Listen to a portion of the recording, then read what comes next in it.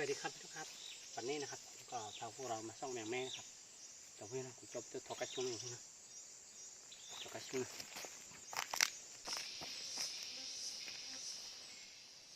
ออกเลยแบบนี้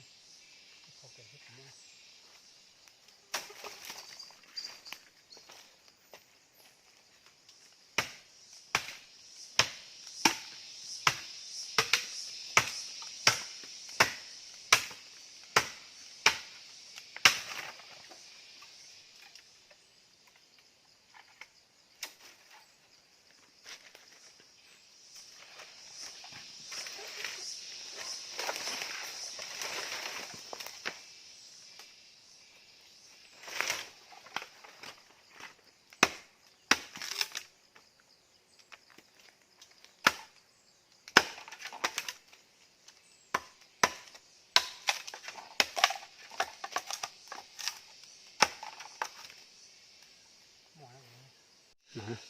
นี่นะครับพี่น้องครับ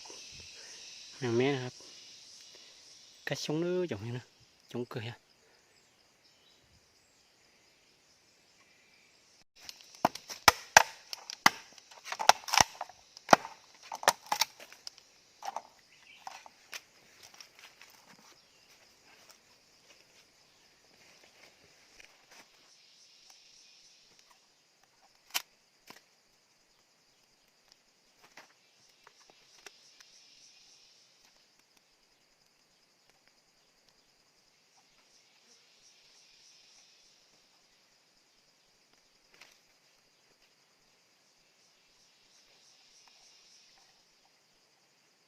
เราเอาไปเลยที่เราซ่อนหายใจกันรู้กัน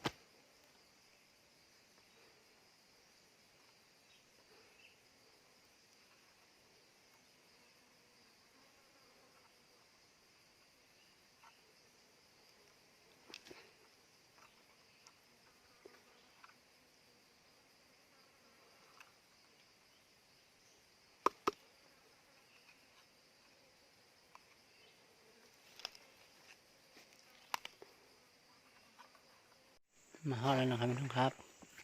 มาทดเชอร์ด้วยอย่างนี้นะ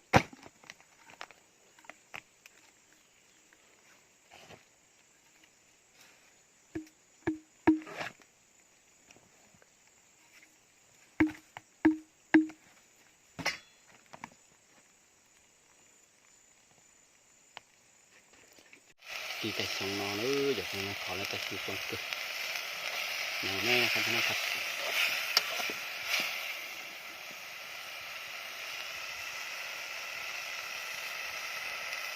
จงเป็นวิกาเคริ่มบาดเจ็บเป็นนอกเป็นเสียงนะส่งครับนะครับกินแมงแม่นะครับ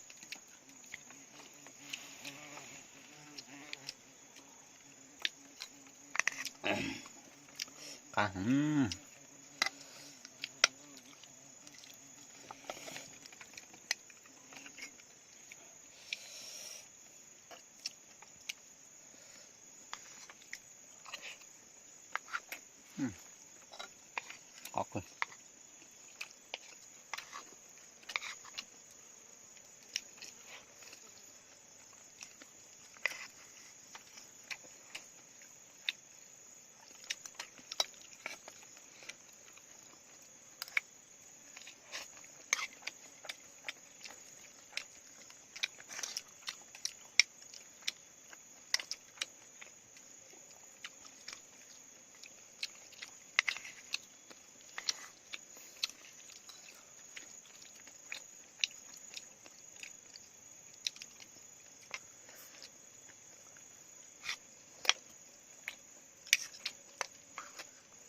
อกเติม